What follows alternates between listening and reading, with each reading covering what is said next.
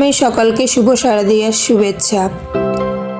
দুর্গাপূজা সবার খুব ভালো কাটুক, আনন্দময় হয়ে উঠুক এই দুর্গাপূজা সকলের। মা সবার মঙ্গল করুক, সবার দুঃখ গুছিয়ে সবাইকে আনন্দ দিক।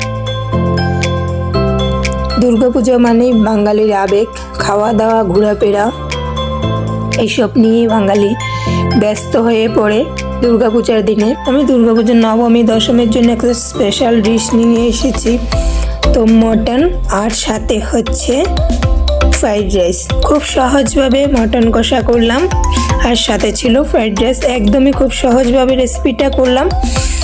আর অষ্টমীর জন্য রয়েছে ভোগের খিচুড়ির একটা দারুণ রেসিপি, তোমরা চাইলে আমার চ্যানেলটা চেক করে নিতে পারো। রয়েছে আরও কচুরমুখির দমের একটা নিরামিষ পদের রেসিপি, তোমরা চাইলে নিরামিষ দিনের জন্য পুজোতে ওই রেসিপিটাও ট্রাই করতে পারো। তো এখানে আমি 250-300 গ্রাম চাল নিয়েছিলাম মটন 700 গ্রাম। তো আমি 300 গ্রাম চালের ফ্রাইড রাইস করব আর মটনটা রান্না করব। চালটা আমি ধুয়ে ভিজিয়ে রেখে দিয়েছি, ততক্ষণে আমি মটনটা করে নেব। চালটা ভিজেও যাবে, মটনটা আমার রান্না হয়ে যাবে। মটনের জন্য আমি এখানে 3টে ছোট মিডিয়াম সাইজের আলু ভেজে নিয়েছি। কড়াইতে পরিমাণ মতো তেল দিয়ে এখন শুকনো লঙ্কা, কিছু গোটা মশলা, তেজপাতা ফোড়নে দিয়ে দিলাম। তোমরা চাইলে পরিমাণে তেলটা আর একটু বাড়িয়ে নিতে পারো। এখন কুচিয়ে রাখা পেঁয়াজ কুচিটা দিয়ে দিলাম, দিয়ে একটু গোল্ডেন ব্রাউন করে ভেজে নেব। তো মোটামুটি পেঁয়াজটা ভাজা হয়ে এসেছে। এখন দিয়ে দিলাম আদা বাটা, কাঁচা লঙ্কা বাটা। আদা কাঁচা লঙ্কাটা বাটাটা দিয়ে একটু কষিয়ে নেব। তো বন্ধুরা, গরির রেসিপি অ্যান্ড ব্লগ চ্যানেলে নতুন আর একটা রেসিপি দেখার জন্য সবাইকে অনেক অনেক স্বাগত। চ্যানেলে নতুন বন্ধু হয়ে থাকলে চ্যানেলটাকে সাবস্ক্রাইব করে পাশে থাকবে। আর প্লিজ বন্ধুরা, ভিডিওটা কেউ স্কিপ করবে না, স্কিপ করে দেখবে না, ভিডিওটা পুরো দেখবে। দেখে ভালো লাগলে লাইক কমেন্ট শেয়ার করে পাশে থাকবে। দিয়ে দিলাম রসুনের পেস্টটা, তারপরে নেড়ে চেড়ে দিয়ে দিলাম হলুদ গুঁড়ো, লঙ্কা গুঁড়ো, জিরে গুঁড়ো, ধনিয়া গুঁড়ো, সবগুলো গুঁড়ো মশলা দিয়ে একটু কষিয়ে নিয়েছি। দেখো কষানো হয়ে গেছে। এখন দিয়ে দিলাম একটা টমেটোকে আমি পেস্ট করে রেখেছিলাম, ওই টমেটোর পেস্টটা দিয়ে আবারও কিছুক্ষণ কষিয়ে নেব। কষানো হয়ে গেছে, এখন আমি মটনটা দিয়ে দেব। খুব সহজভাবে রেসিপিটা আমি করলাম, অবশ্যই তোমরা পুরো রেসিপিটা দেখবে, আশা করি তোমাদের খুব ভালো লাগবে। কি বলবো বন্ধুরা, দারুণ হয়েছিল রেসিপিটা।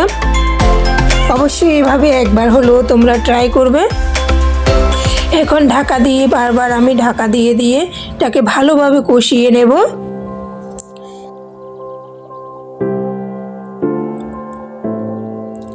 এভাবে যদি তোমরা মটনটা রান্না করো, খুব কম সময়ে সহজভাবে হয়ে যায় এবং দারুণ হয়ে খেতে।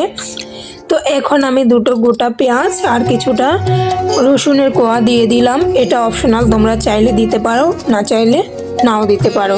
আর ভেজে রাখা আলুটাও দিয়ে দিলাম, দিয়ে ভালোভাবে নেড়েচেড়ে মিশিয়ে নেব, যাতে করে সবগুলো একসাথে সেদ্ধ হয়ে যায় মাংসের সাথে সাথে।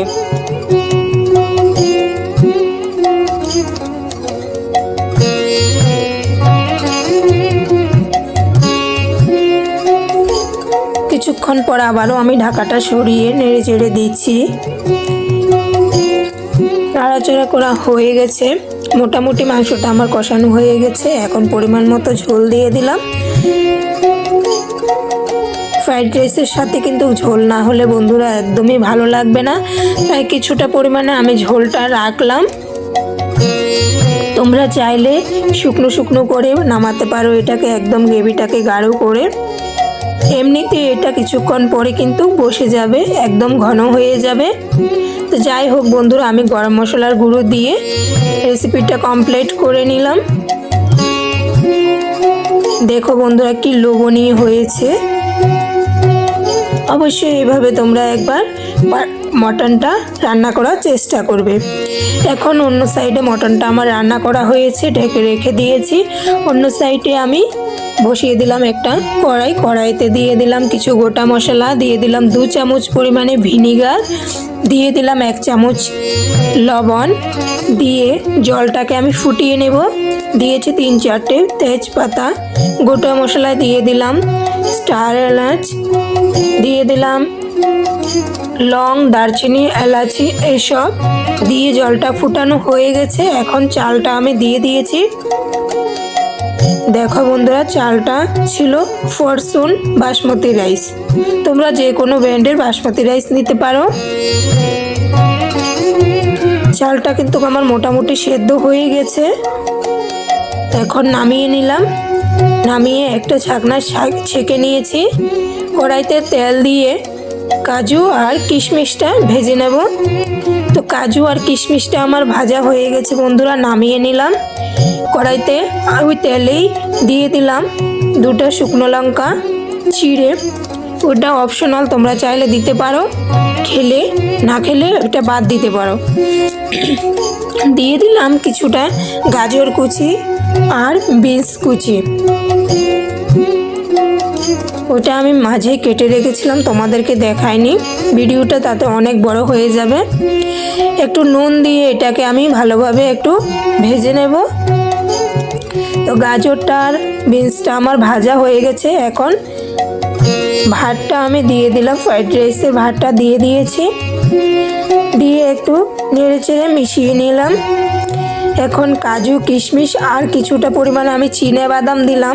ওটা আমার ভালো লাগে সেজন্য দিলাম, তোমরা ভালো লাগলে পছন্দ করলে দিতে পারো।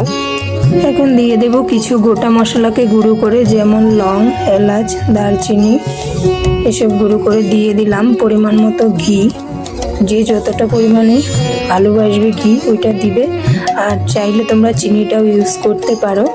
তো আমার রেডি হয়ে গেছে একদম ঝরঝরে ফ্রাইড রাইস। তো যে কোনো নিরামিষ পদের সাথেও তোমরা খেতে পারো, আবার মটন, চিকেন যে কোনো কিছুর সাথেও এটা খাওয়া যাবে। আজ এই পর্যন্তই। সবাই ভালো থেকো, সুস্থ থেকো। দেখা হবে নতুন একটা রেসিপিতে। যারা এখনও পর্যন্ত আমার চ্যানেলটিকে সাবস্ক্রাইব করোনি, প্লিজ সাবস্ক্রাইব করে দিও, আর লাইক কমেন্ট শেয়ার করে পাশে থেকো। টাটা সবাইকে।